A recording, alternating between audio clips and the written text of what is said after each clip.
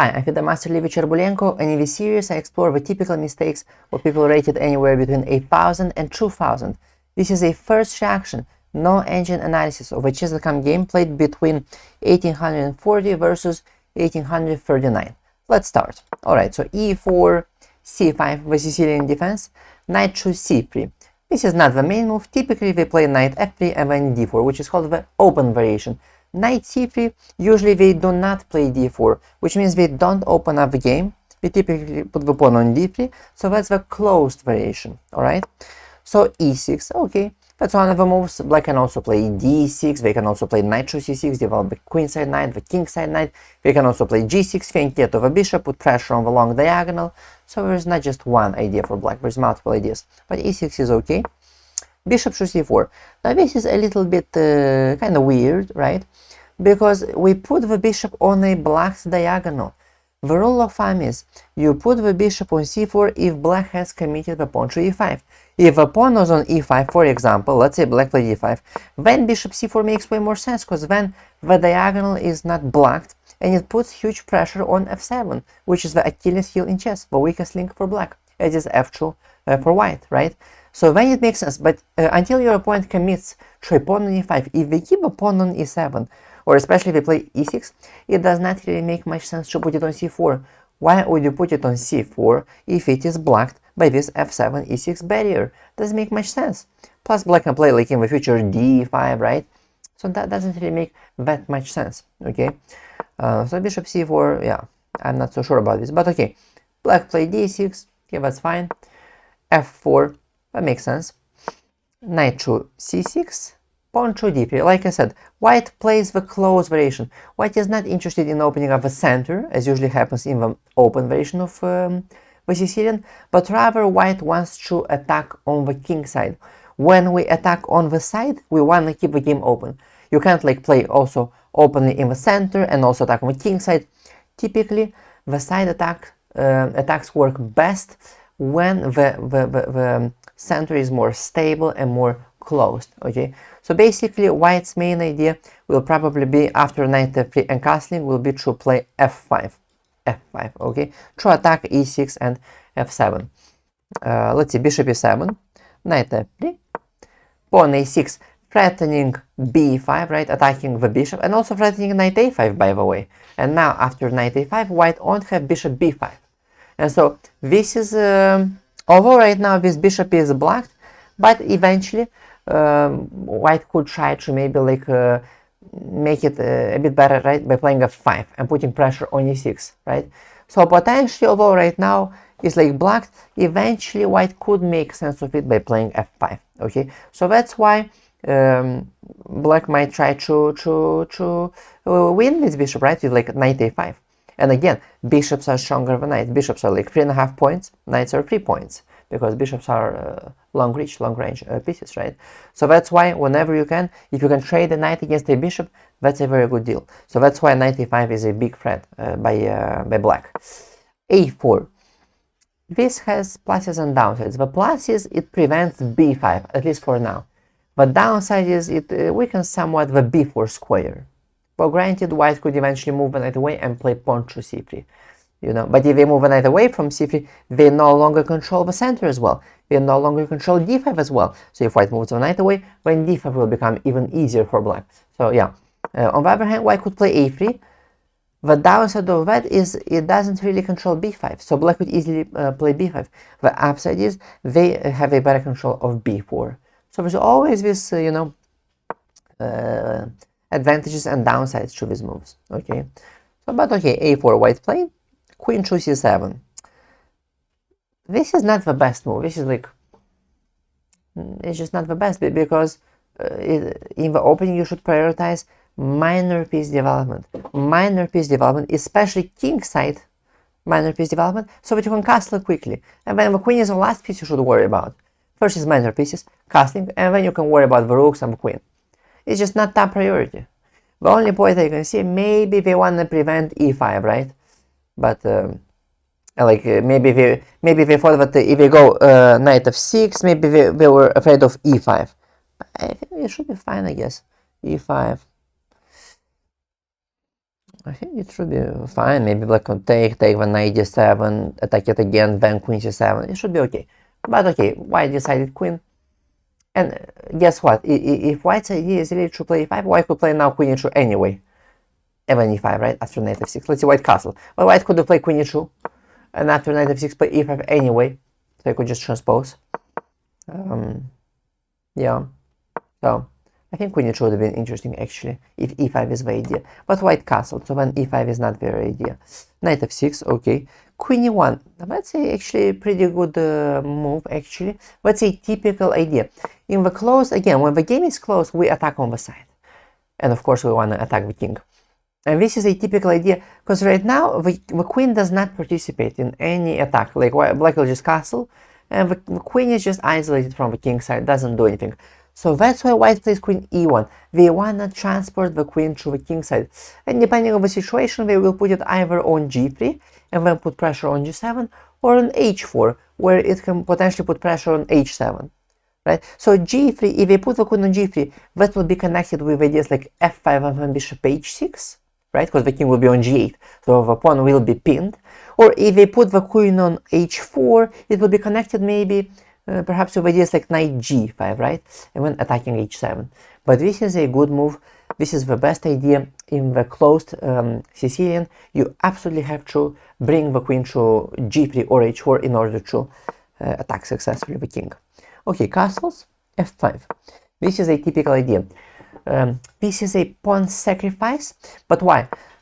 For two reasons. One, it's a pawn sacrifice, yes, we might lose a pawn maybe, but we're gonna open up our bishop. We're gonna open up our, because right now the bishop is black, like I said earlier. It's like usually not good, like if you have like this black bishop. But there's of course this, like for example, if a pawn was on f2, this would be a much worse version for white. Like if you're gonna put the bishop on c4, you absolutely must follow up with f4, f5. Otherwise, this makes no sense. So that's the caveat, right? It's usually not a good idea, but the only exception is if you can get a pawn to f4, f5, then you can make sense of it, okay? So what's the idea? Again, so we lose a pawn, but one compensation factor is that when it opens up our bishop. So we put huge pressure on f7. f7 is the Achilles heel in chess for black. The second reason is we open up our bishop. And so that's also important, because maybe we play like queen h4 and attack on the king side, maybe we like knight g5 ideas, right? And maybe we play like h6. Well, now that we open up our c1 bishop, we can actually potentially sacrifice our bishop on h6, right? Bishop h6, gh, queen takes h6, and then knight g5, and have huge attack on the king side. So these are the compensation factors. We open up our bishop, we open up our c1 bishop, and maybe the final one would be that if black takes on f5, d5 won't be controlled anymore. So then we get the d5 square. That would be another factor. So for example, we could play maybe like, I don't know, let's say bishop g5, then take on f6, they take on f6, and then we go knight d5 with complete domination of the d5 square. So that would be the final compensation factor, okay? And maybe what else? Maybe, let's say if black, like after we take on f5, if we let them take on e4 as well, the f5 will be open for us, and so it opens up our rook. So it activates our f1 rook as well. So this is the idea. This is a typical idea to sacrifice a pawn like this. So let's see, ef, queen to g3. It just in one word, we sacrifice the pawn, but it enlarges the scope of our pieces. So it's absolutely worth it. Okay, queen to g3. That's one move. Of course, there's many other moves. There's queen h4. There's knight g5. There is bishop g5, there is all sorts of ideas. But queen g3 is one of the moves. Fe, knight takes e4. He decided to take white could also take with a pawn to keep more pieces, right? When we attack, we usually want to keep more attacking pieces. On the other hand, this is black's main defender. The f6 knight is black's main defender. It defends the king. So that's why it also might make sense to trade this knight, because if you trade this knight, then the king will be completely alone. So this also makes some sense, of course. Let's see. Knight takes, pawn takes.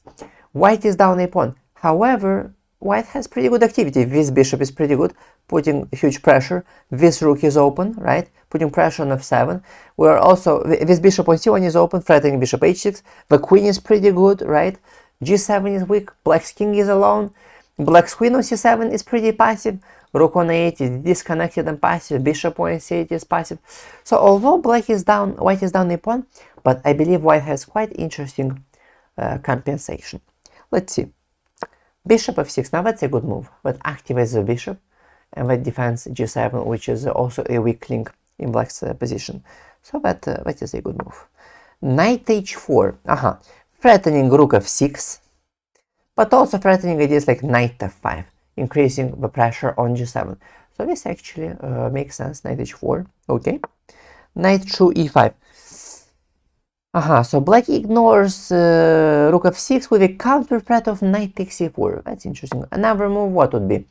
Another idea would be to take the knight, but if we take, then we have a power of 2 bishops, right? And especially the bishop, the c1 bishop. Why? Because we have no counterpart. They have no opposition, which means we completely dominate on the dark squares, right? So then the dark squares are just weak. Like if we ever provoke g6, you know, we'll just have weak dark squares. So this is very good. This is very good for white. Very good compensation. So that's why knight e5. Okay. Rook f6. Of course, another idea would be to simply move the bishop somewhere. Let's say, I don't know, bishop d5. Reinforcing the threat of rook f6. And again, posing the question for black. Do they like take the knight, or what do we do? If we take the knight, again, the same scenario. We have a power of the 2 bishops, especially this bishop. So this is very good advantage for, very good compensation for white. And but if we don't take the knight again, we're threatening this. So what else do we do? They could maybe defend the bishop, yeah? Queen e7. Although, could we wait a bit? Can we play rook f6? Brilliant idea. Queen f6, bishop g5, and don't we win the queen? Yeah, that's nice. Of course, they can escape the queen, of course. But at what price? We have to play something like knight f3 check, right? And we take some way, whatever way, let's say this way, and then we take on b2, and they escape the queen, but we definitely should have here an advantage. We just go like rook f1, and we have what? 2 minor pieces, knight and a bishop against the rook. 2 minor pieces are better than a rook. Usually better than a rook and a pawn even, because these are 2 pieces. They can do 2 functions at once. For example, one piece could do a function on the king side, another piece a function on the queen side, whereas a rook can only be at one point, at one time. So yeah, actually queen e7 doesn't work due to rook f6. So you'd have to play something else, but if you go bishop e7, we have ideas like bishop h6. And so this is, and if knight g6, I mean, we could just take. And if hg, queen takes g6. And we can't play fg because the pawn is pinned. And it's game over, and bishop f6, rook f6, and queen g7. Do you see? So, so yeah. Maybe that's why black decided to just... no, I mean, actually, I think white should have played bishop d5. Due to all these variations. Yeah, I think bishop d5 would have been the most interesting. Although, if I think about it, rook f6 is actually also good. Because of a follow-up. So this is actually also good. Rook f6 and bishop h6. No, yeah, of course. This is great. This is absolutely great. This is very good. Yeah. Takes, just completely winning. Just completely winning for white. Rook f1. Yeah, attacking f7, 95. I was just thinking if here, I was just thinking if knight g6 makes sense. Another rule of thumb is you should always first think about a sacrifice. The first move you always think about is a sacrifice. Rook f1 is a normal move, but knight g6 is a sacrifice. Always begin with a sacrifice in mind. So I was just looking at this, queen takes g6, and I was thinking if this is good, but I don't know. Knight e5, queen h6, maybe even king e8 or king e7, and I guess maybe black is, I mean like bishop e6, maybe black is okay. Maybe black is okay. So maybe it's not worth it. Okay, let's see. So here, knight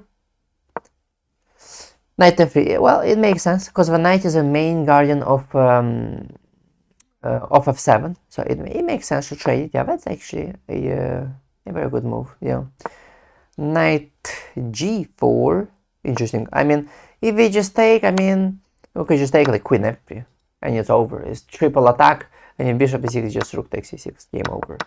So and if we move it somewhere like here, we even can just like take on d6 because it's guarded by the queen. So yeah, knight f3 is a very good move. Okay, knight g4.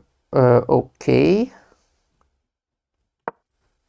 Knight g5. Yeah, white decided to sacrifice the exchange, which actually makes sense. Of course, white also could have played just rook d6, but it'd be completely fine. Completely fine. That's also good. And then we can reinforce the rook if we need, with e5 if we need, or if not, just knight g5 straight away. Maybe even better, right? And then attack f7, and it's basically game over. So rook d6 also doing good. But again, knight g5, interesting positional sacrifice.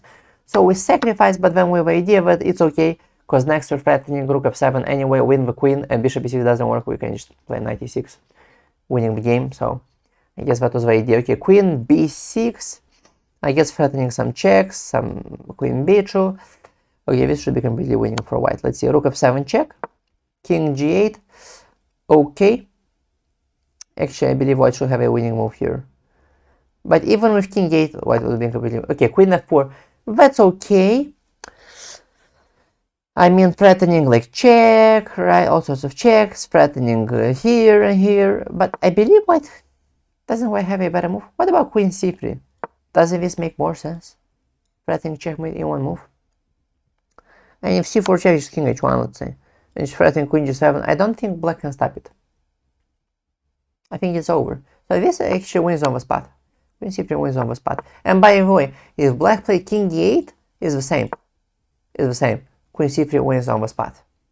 It's just queen c3, and then just queen h8 checkmate, right? Yeah, queen f4 is not the best for sure. Queen d8, do you see? And now white already cannot play queen f6. Yeah. But okay, rook h7 makes sense. Threatening queen f7 checkmate. Queen e8.